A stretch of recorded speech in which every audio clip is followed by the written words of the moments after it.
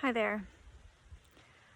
I'm starting a little video series today, something I've wanted to do for a while, that will kind of talk a bit about where I am, but also a bit about my history, which is now going on almost 10 years since I first found out I had a cancer diagnosis.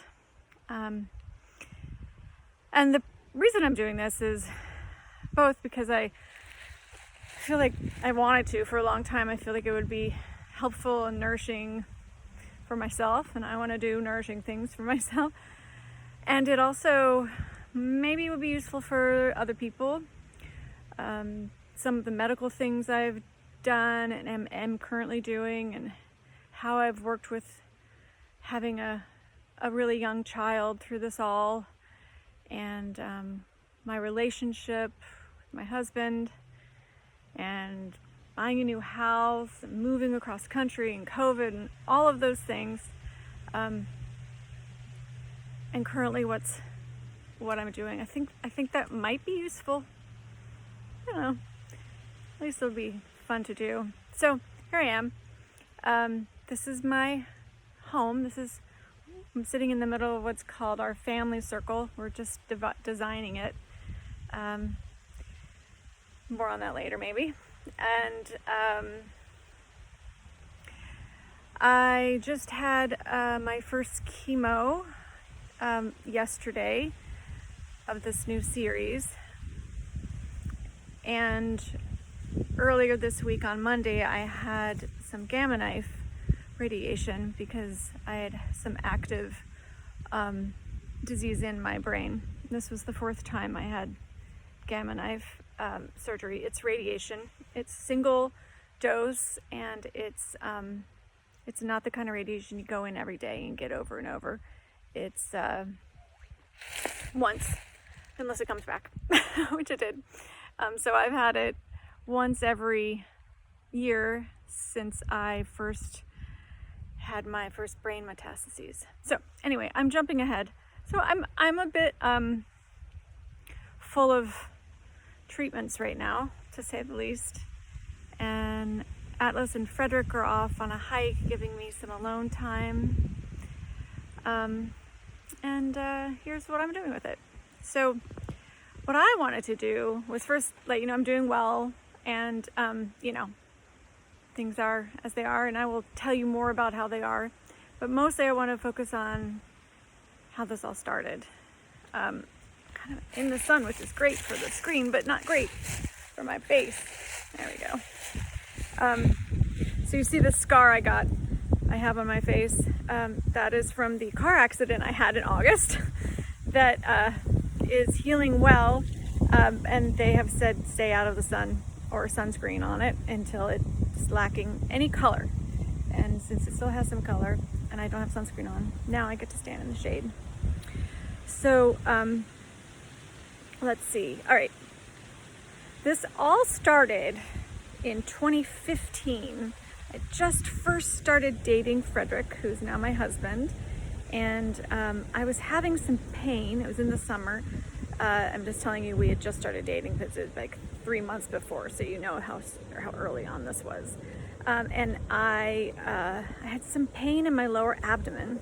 It got really, really, really bad, like emergency room bad, but not bad enough that I had to be rushed with an ambulance. So as long as I lay down on my right side, that's what it was, I was fine. So I searched urgent cares that would take my insurance and all that sort of thing, and I drove myself, and they looked at it and said, well, you look 4 months pregnant. And I was like, well, I'm not.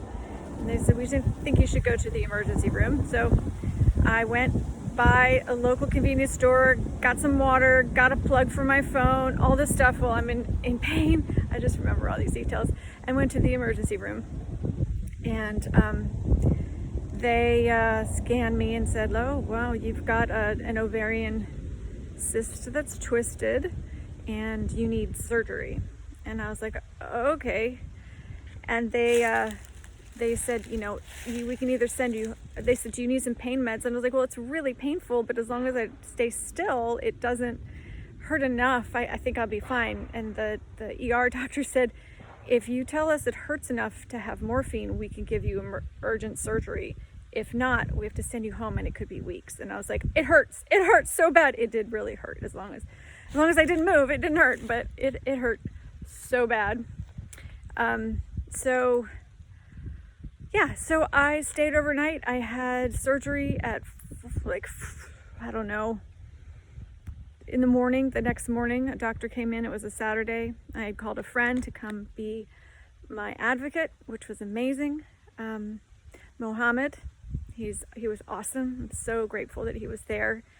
Had someone to help me before and after surgery and make sure those surgeons were, answering all the right questions and stuff. So that happened, and I recovered pretty quickly.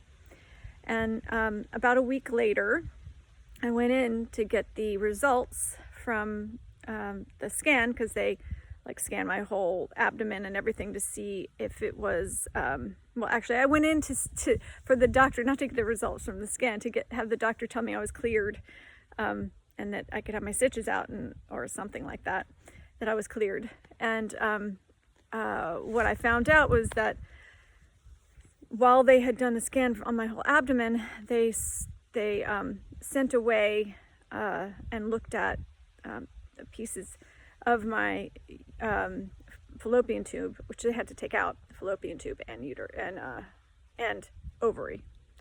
Left the uterus. It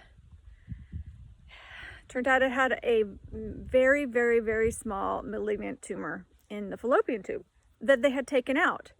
So it was completely out. The ovary was out on the left side. Everything was out. It was super shocking and super terrible and totally overwhelming. And then I got to meet with an oncologist who told me that I should do chemo and a radical hysterectomy, and that since we caught it so early, that I would have a 99% chance of a cure. And so this was super freaky because, chemo and a full hysterectomy, which would put me into early menopause. I was 43.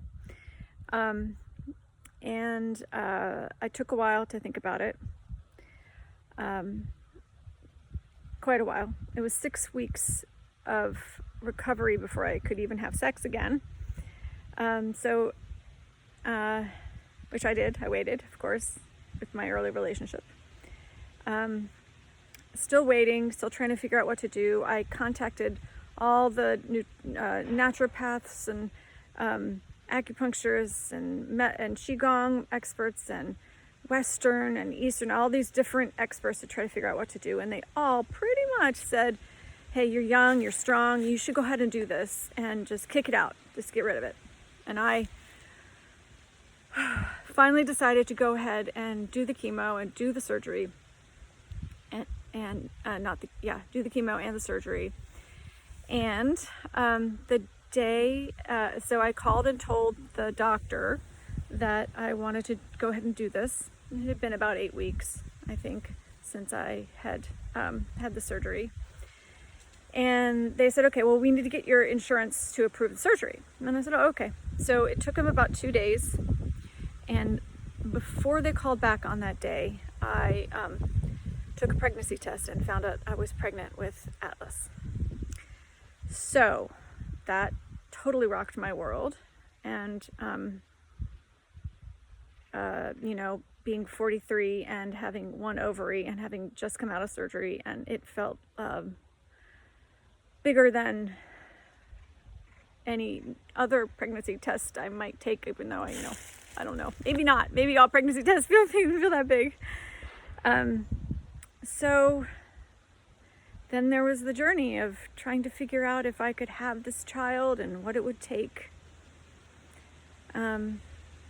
And the next time I will tell you what it is I did. Of course, you can tell I had Atlas. I have Atlas. But all the decisions I needed to make and how we got through it. So thanks for listening, and here we go.